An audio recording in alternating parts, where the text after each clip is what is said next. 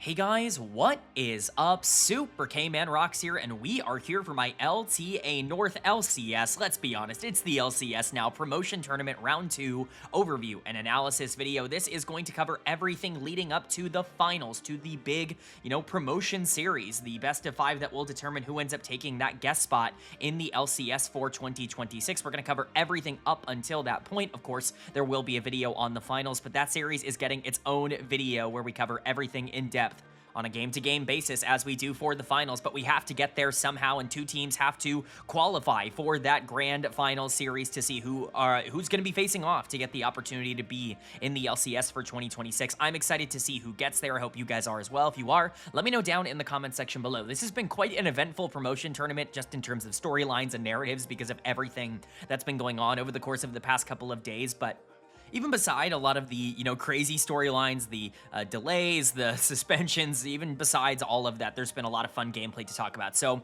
let's go ahead and get into it. If you are new here, what we are going to do is go series by series, talking about the advantages and disadvantages that each team was able to generate. I'll be giving a player of the series and a dud of the series for each series that we cover. And at the end of the video, there's only going to be one more series left to preview, the finals that, like I said, will determine the one team that represents the guest slot, that represents Tier 2 in the LCS going in to 2026. So I'm excited. Let's get into it. We've already hyped it up enough, and there's plenty to talk about leading into it, but we start off with a bang. We start off with the biggest series that we are going to get winners finals between arguably the two big favorites at this tournament. It is the defending guest spot team in Disguised taking on the number 1 seed from the NACL in Luminosity Gaming. And Disguised is going to pick up the victory, and they're not just going to win, they are going to dominate this series and pick up a really strong 3-0. They don't drop a single game to Luminosity, and this is really a surprise to me. When I talked about previewing this matchup at the end of the previous video,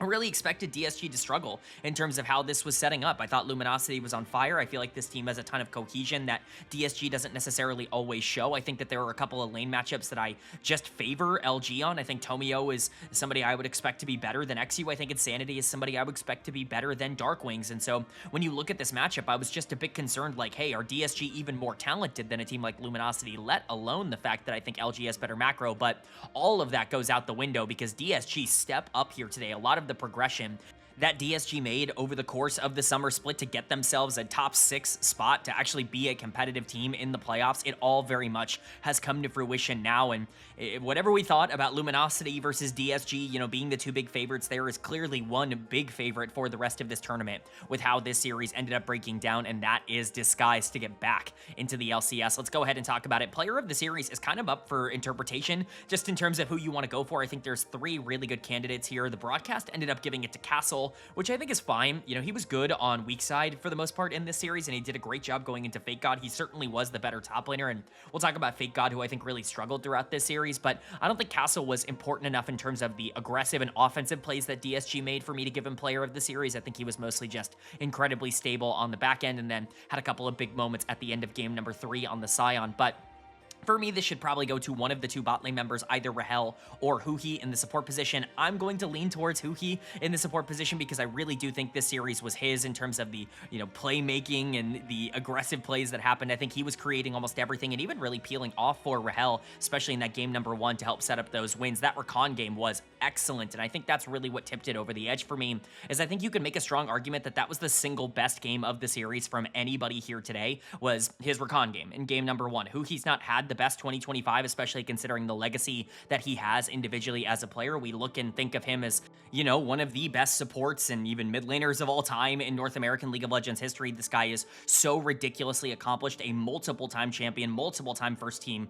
all-pro kind of player, and, we just didn't get to see that throughout a lot of 2025. It felt like the team was never really coordinated enough. They never really felt like they were playing the map well enough, and Huki was the one really struggling with that. He had a lot of responsibility on his hands to fill almost a core JJ-esque role for a very young team for a majority of the year, and it just wasn't really happening. Huhi, as great as he is not a core JJ type of player where he can basically do everything all at once. He kind of has to lock in and, at the very least try and specialize in one area. I think the addition of Rahel has made that a lot easier for DSG to be able to play for, because I think, Castle, XU, Darkwings, they can survive on their own. They can be solid enough in their own individual matchups, and now Rahel can be a true superstar AD carry for them to be able to play through. I like Scary Jerry a lot top, but you don't have to babysit Rahel nearly as much as you had to babysit Scary Jerry in the early game to make sure that he could survive in these top tier matchups, and that opens up Huhi to be a lot more aggressive. Now, babysitting was kind of the name of the game in game number 1, but that's because he's a Zeri. You're playing a Victor Zeri comp. Your job as Rakan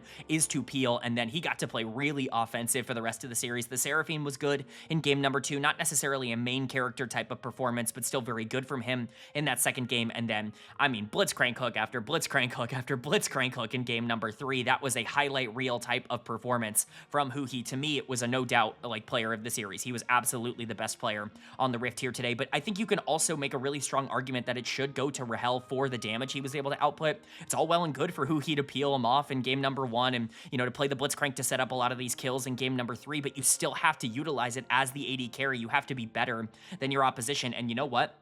I'll say it, man. Like, Rahel was way better than Tactical here today. It doesn't even really show up in the numbers. It does in the KDA because Tactical just wasn't really all that involved. But when you go and look at the tape, yes, Tactical staying relatively even in some of these laning phases. You're telling me that it's positive for him to stay even as Corki into Zeri. You're telling me it's positive for him to stay even as Ezreal into Kai'Sa. Like, these are not matchups that it's good that he's going even in. Like, I'm not going to sit here and praise the fact that Tactical was going neutral in a game situation where he needed to break through and break forward and really push the team forward. He just wasn't really capable of doing that. One of these AD carries is better than the other, and Rahel, I think it kind of proved that he was the most talented player on the Rift here today, and him and Huhi really stepped up. Like I said earlier, Castle was very good on weak side. I think he really kind of solidified what this team's game plan was because he was able to play things like Cassante and Sion throughout the series. Castle has not been a good weak side player over the course of his career. It's actually really, really big to see him play such a good series and such a big spot on those champions and be able to neutralize that top lane matchup while still generating his classic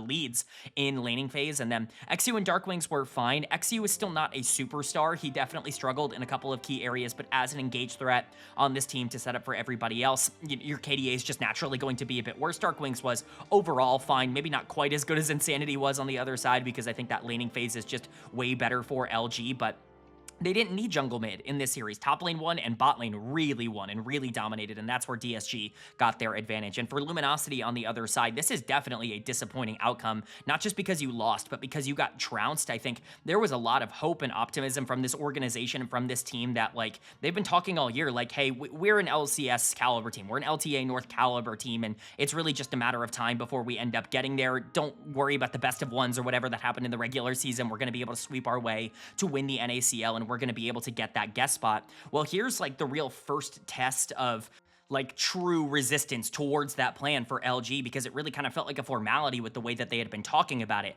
throughout a lot of the year. And now here they are sitting 0-3 going down to lower bracket finals. They're not out of this tournament by any stretch. They still are in a spot where they're only 2 series away from being able to punch their ticket to the LCS and get that guest spot. But this is a demoralizing loss, and it really does bring into question whether or not this team is talented enough to be able to get themselves over a team like Disguise that is peaking at the right time. Dud of the series for me is going to go to Fake God on the top side. I thought about this. It was really between him and Zeyzal for Dead of the series. I don't think Zeyzal's plays were necessarily terrible. I don't think he individually played the worst you've ever seen, although the Rel game was not very good in game number 3. But I do think that he was so outclassed in terms of aggression by Huhi on the other side that the lack of pressure being generated by Zeyzal and the lack of lane priority coming from both of these games ended up, specifically games 1 and 3, because game 2 was just worse in that regard. Like that was the problem, right? Like you just weren't in a spot where you were able to, play through your win conditions in the way that maybe you needed to because of that lack of pressure. But I think Fake God was significantly worse in terms of the actual plays that he was making rather than the theoretical plays that he wasn't making, right? Fake God just was not winning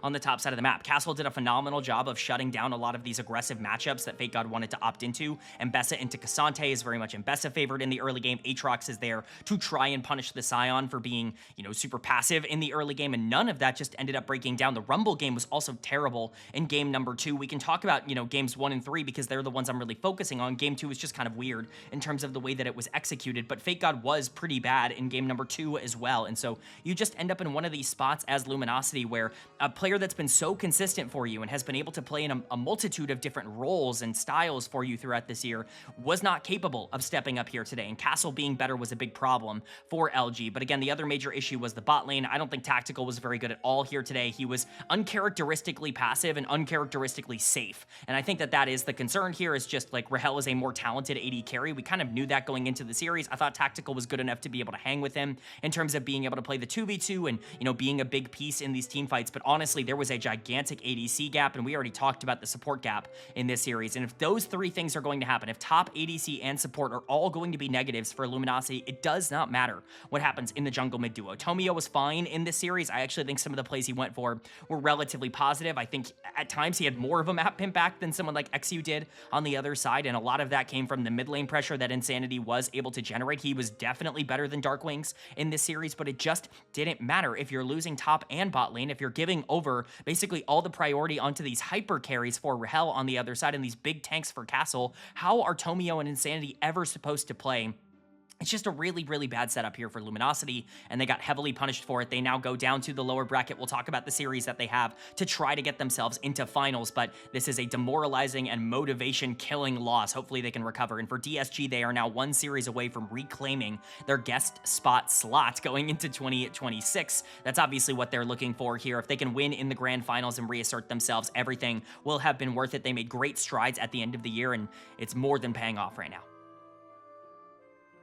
But then moving on now to our second series, and we move down to the lower bracket for this one. It's only lower bracket from here on out in this video, and this is the matchup to determine who will be meeting the newly lower bracket destined Luminosity Gaming in that lower bracket finals. It's a rematch of the LRN finals, except a little bit of a different roster here. It's Estral Esports taking on the SDM Tigres.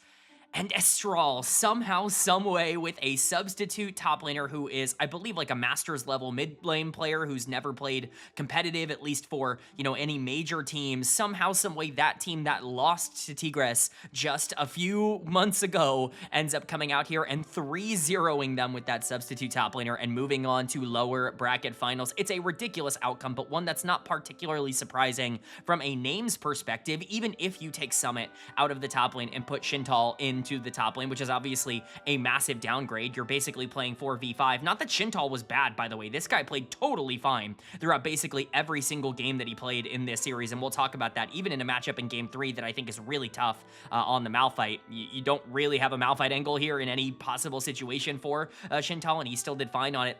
The rest of this team is good enough to be able to step up in that absence. Ghost has been excellent at this tournament. I think Winsome and Solid Snake are doing their jobs, and you know what? The actual real star of this team is stepping up and carrying them, and that is Cody in the mid lane, who is going to get my player of the series. I think it's pretty obvious who the best player on Estral is, and to me that was clear even just going back and watching them in the LRN. Cody, I know I'm a bit biased because Cody's been a player on this channel in the past that I've really gone to bat for. You know, I've really talked him up in previous years. I think it was last year that I was really hyping this guy up as like, oh, you actually have to, like, watch out for him. He's one of the best mid laners in Latin America, and he can, like, genuinely be a potential, like, North American quality player one day, like a tier 1 quality player in NA kind of player, and I think he is showing a lot of that promise right now. That Vayne game in Game 1 was very fun, but this Annie game in Game number 3 was awesome from him. I know that, obviously, you don't want to sit there and be like, oh, you know, he played Annie and he played really well. Anybody can do that. Like, I get it. Annie is not the most skill-intensive champion in the world. He went from Vayne and LeBlanc to Annie, and it's definitely a bit of a difference, but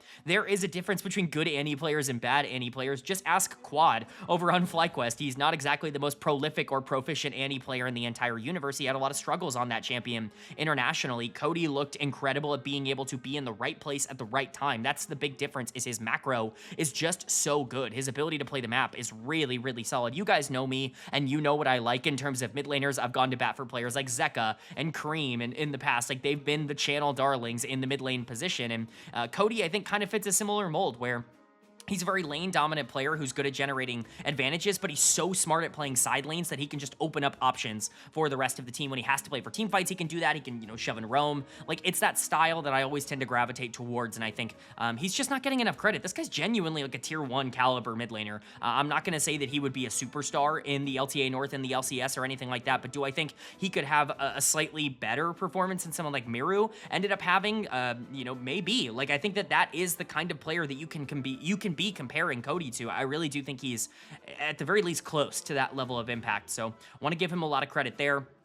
I do also have to shout out Ghost because he's put up ridiculous KDAs over the course of this tournament. His early games are fine. They're completely whatever. He's just not a great laner. He's never going to be able to generate a crazy amount of advantages, but his team fighting is so consistent. He might have even been more consistent in this series than he was earlier on in the tournament when he did actually get a player of the series for me. It's good to see that Ghost is actually performing considering he's a former world champion in the LCS promotion tournament. You have Winsome, who's playing really well. He has a ridiculous amount of responsibility on his shoulders. He said this in the post-game interview, but this guy basically has to translate in like 3 different languages for everybody on the team and also play support. It's just a really hard job for him to have, and he's making the most of it. Solid Snake was, I think, really good in this series. Definitely the better jungler in terms of the engaged threat that he had. And then shout out Shintal, man, for being able to come in and just stabilizing. This guy played Malphite into Sylas and won the game, like actively won the game. Had a couple of huge ultimates. So, just great for Estral. I think this team was, feeling kind of down after the Summit situation, and I know there's a lot of controversy surrounding this organization and this team and whether or not they should be even playing. There are a lot of people, even in my comment section, that are talking about how this team should have been disqualified. I'm not here to make a judgment call on that. Obviously, I think that there are nefarious parts of what Estral did, but I think that the rules themselves are rather vague, and just generally these tournaments are very poorly run, and so how much can I even fault the players for, not being prepared in a situation where a DDoS attack happens? There's a lot going on here. It's a very nuanced topic. I'm not going to get into it in terms of my opinion, but whatever the case, Estral was making the most of their new opportunity, and they might even be better without Summit in terms of their macro. And then for Tigres on the other side, this is unfortunately going to be the end of their year. This was already a bit of a miracle run for a team that was not very good throughout a majority of the year, and then everything just clicked for them as they went into summer. They end up winning the league, and they look pretty good at the start of this tournament, but it just, they never were going to have the firepower to be able to get themselves to the end here, to get themselves that guest spot. It would have been a massive upset if they had even really gotten into top 2. Top 3 was likely their best case scenario. They don't reach that. It's fine. They had a couple of bad performances here today. I think chief among them being Sky in the mid lane, who is going to get my dud of the series. When you're playing into Cody, you obviously need to be at your best, and I just don't think Sky was here. But also, man, you picked Sylas into Malphite and you lost. You got completely run over in game 3. That's just unacceptable. There's really no way to defend that. That is literally the easiest game to play in the entire universe, and yet you still couldn't actually get moving around the map. The Annie had significantly more pressure than you. That is a big problem for Tigres that they just really didn't have an answer for. Mataz, I think, was terrible in this series. I think he ended up being the bad frontliner version of him that we've seen at times throughout this year, where he's just kind of lost in terms of where he needs to be on the map and constantly just dying for the sins of the rest of his team, despite not really gaining anything for it. Johnny got basically, I don't want to say outplayed, but he certainly was neutralized on the top side by a substitute top laner. Virus and Ichiwin were not good on the bottom side of the map either. Tigres just didn't really have the firepower in this series to be able to overcome Estral and repeat their performance from the LRM, and I can't really say I'm shocked. That felt like an upset at the time. It definitely feels more like an upset now as they fall out of this tournament in 4th place, but congrats to a team that looked dead in the water in the LRN at the beginning of the year for being able to turn things around and get themselves to this tournament in the first place. The fact that they're even here, I think, is already a massive accomplishment. Them not getting top 3, I don't think is an indictment on how their season went, but it's a big win for Estral, and we're going to see if they can capitalize on it up next as they take on Luminosity Gaming. They are big underdogs in that series, especially without Summit, but you know what? Anything can happen. This team honestly looked better in this series than they did at the beginning of this tournament when they had Summit in terms of their macro and the way they played the map. I'm not saying that, they have a chance going into that series, but I certainly am not going to completely bet against them.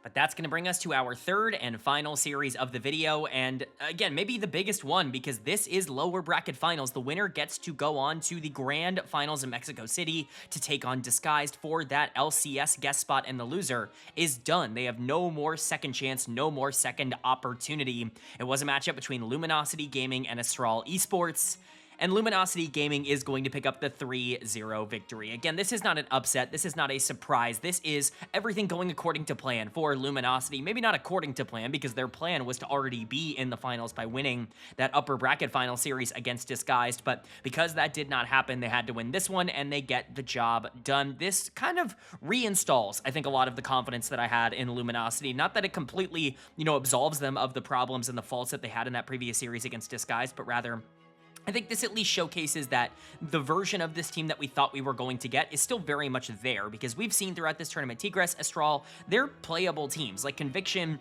they weren't at their best at the beginning of this tournament. They didn't have evolved. They had a lot of things going on with Cody Sun coming in and, generally not even being prepared for the tournament start time, as a lot of those players had talked about. But, they're a good team, and Estral was able to beat them. And I think that showcases to me that even a weakened version of Estral is good enough to, at the very least, be competitive in a series like this. For Luminosity to just dominate all three of these games, for us to get 3-0s in all three series that we cover in today's video, I think is certainly at least a good sign for Luminosity coming off of that loss to Disguise. So let's go ahead and talk about it. For me, Tactical is going to get the player of the series. I think it is kind of up for debate because everybody ended up playing really well. Again, kind of three main threats, almost the opposite of what ended up happening to Luminosity in the previous series, where I think the three main player of the series candidates are Tactical, Zeyzal, and Fake God, who I think were definitely the three main characters. Tomio and Insanity were the two that actually did step up against Disguise, but I think the three players who actually struggled quite a bit in that matchup ended up rebounding quite well here in this series, specifically Tactical, who I just thought was excellent. His positioning was super solid. His damage was basically always being maximized on these late game carries, and, this is the Tactical that I think we were waiting to see. Obviously, the more aggressive one that was willing to sacrifice a bit of his health bar in order to play further forward. I've never really, shied away from saying that Tactical is kind of in the Jackie Love style of player. He's that kind of mold. Obviously not saying he's Jackie Love. He's never been Jackie Love, even at his absolute peak when he was going to Worlds for Team Liquid. This guy's never been, close to that kind of, high talent in terms of, how he's able to play these team fights, but he's built in that mold. He's that kind of player where he is going to play on the edge of danger, but he is going to try and maximize his damage in most of these team fights to its absolute fullest, at least in terms of early burst. And I think for the most part, that really ended up working out, especially in Game 1 on the Kaisa and really in Game 3 on the Jinx. That's what he's getting this player of the series for. I think he played those fights exceptionally well, and Ghost really had no easy answer to be able to deal with him because he's not that kind of player. He's not an aggressive-minded AD carry that's going to be able to step up and actually go toe-to-toe with someone like Tactical, so credit to him.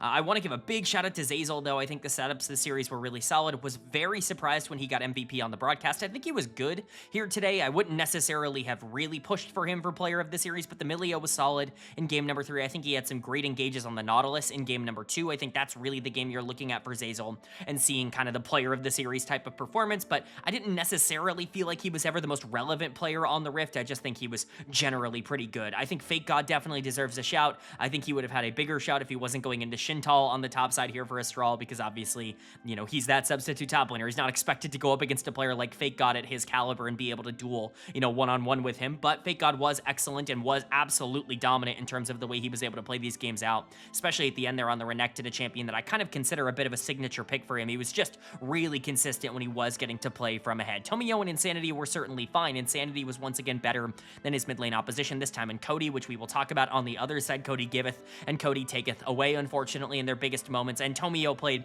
a very stereotypical Tomio series where he's not really the main character in terms of any, aggressive playmaking, but he's super consistent in terms of his setups, and he just is so good in terms of tempo and playing the map. He's always been phenomenal on champions like Maokai and Sejuani. That's kind of been his bread and butter as a player, and I think he showcased that in this series. But for Luminosity, this was a necessary win. If this team had lost all of their momentum and confidence and gone out to Estral in the lower bracket finals, not even made top 2 at this tournament after, in my opinion, being favorites going into the entire thing with their NACL performance, that would have been nothing less than an absolute disaster for this organization. Now they are one series away, despite their loss earlier, to becoming the next team to enter the LCS. And then for Estral on the other side, obviously this is a disappointing outcome, but certainly one that even exceeds the expectations that I think people had for them, not just because they were the number 2 seed from the LRN behind Tigres coming into this tournament, but because they weren't able to beat them with Summit, and now they've lost Summit. They lost all that momentum with the suspension, and there were a lot of people that were calling for this team to be taken out of the tournament, to not be allowed to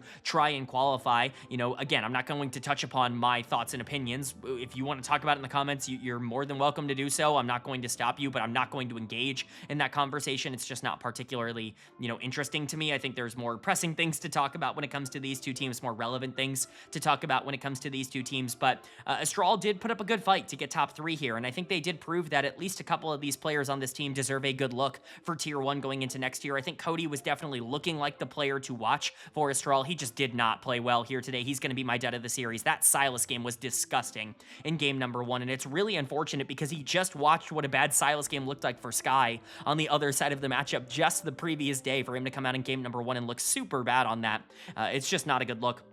Especially since Shintal ends up taking the Orianna onto the top side to pair with the Jarvan. Obviously, you'd rather have the Silas go into the Galio, you'd rather have the Orianna go into the Gnar in terms of matchups, but it's clear that Cody would have been better off playing the control mage here, and the Orianna and Shintal likely would have been better off just playing a weak side Silas game where he can just farm for free on the top side. Just kind of ended up being bad for everybody all around. The LeBlanc, the Smolder, they were fine, I guess, but the Silas game was just truly atrocious. Definitely the worst game of this entire series, which is why he's getting dud of the series. Although I think there is an argument for Shintal.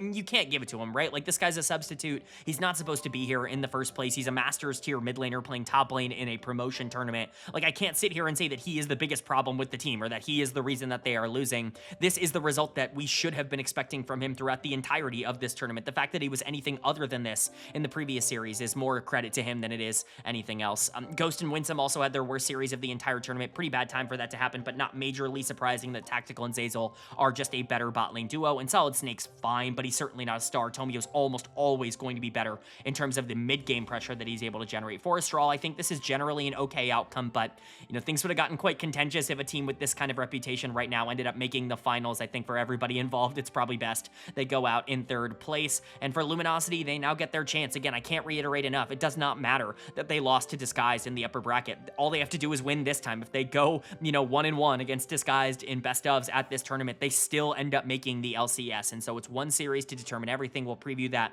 in just a moment, but Luminosity being there in the first place in their first ever year as an organization of operating a League of Legends team already has to be considered very impressive. All right, but that is going to do it for my LCS 2026 Promotion Tournament Round 2 overview and analysis video. 2025, 2026, however you want to say it. It's promoting for the 2026 LCS season. You guys know what it is, but there's only one series left to talk about, and that is the finals, the Mexico City finals between the defending guest spot representatives in Disguised and the champions from the NACL in Luminosity Gaming. These are the two teams we always expected to see at the end of the tunnel when we got out at the end of this tournament, and they have lived up to expectations. Luminosity has only lost a game to Disguised at this tournament. DSG have yet to lose a single game so far at this tournament. But of course, how can you not favor DSG after what they showed in that upper bracket finals? I thought Luminosity was better going into this tournament. I said as much in my round 1 video, but quite frankly, that proved to be wrong. That just was not true in terms of how things ended up breaking down in that upper bracket finals. And right now, it feels like Rahel is the best player in this tournament. It feels like Castle is really starting to step into a role as a more consistent top laner that we always knew he'd be able to reach. And I think Huhi is starting to play up to the level that we know he can now that he has an AD carry that he can trust to kind of survive on his own and generate resources for himself. That version of Disguised was already good enough to compete in the LCS or in the LTA North for actual production, going against Cloud9 and pushing them to the brink. Luminosity is not quite at that level just yet, despite the fact that this LG team has put so much into their League of Legends operations in order to qualify here in year 1. And despite the fact that I think this team is really good, I don't think they're going to win in this tournament anymore. I think Disguised are pretty big favorites. Now, I want to make it clear, I think this series will be closer than upper bracket finals, where I think Luminosity is going to give them a run for their money, and I'm not going to be entirely surprised if LG win, but my prediction is going to be DSG 3-1, at least for now. Let me know if you agree or disagree down in the comment section below. Very curious to know if you agree with what happened in the upper bracket finals, if you think that's going to be repeatable, or if you think LG just kind of had a bad day and they're going to be better now that they picked up another win over Estral. Very, always interested to know what you guys' thoughts and opinions are down in the comments. But that's gonna do it. I do hope you guys enjoyed. If you did, leave a like. It really does mean a lot to me. Lets me know you guys are enjoying the content, and it does help get this video out to a lot more people, which I'm always very appreciative of. If you're new here, please hit subscribe. Of course, we're covering this final series, this best of 5, to see who gets into the LCS next year in a game-by-game format, so you're gonna want to stick around for that if you enjoyed this video. But also, Worlds coverage is right around the corner. We're finishing up with ASI in just a couple of days. My final cast for LPL English was last night. tonight as I'm recording this video. You can obviously check out the links to that in the description. ASI isn't over, and I still want to promote a lot of the awesome people I've gotten to work with on LPL English over the course of this year, covering the rest of that tournament. But Worlds is the priority now. Top 20 players at Worlds is coming out tomorrow as this video is going live, and then my primer is coming out before the end of the weekend, ranking every single team and every single player at the World Championships. If you are interested in any of those videos, any of that coverage, hit subscribe and hit that bell so you can be notified when those videos do go live. But with all that being said, I hope you all are having a great day. I hope you continue to have a great day, and I will see you all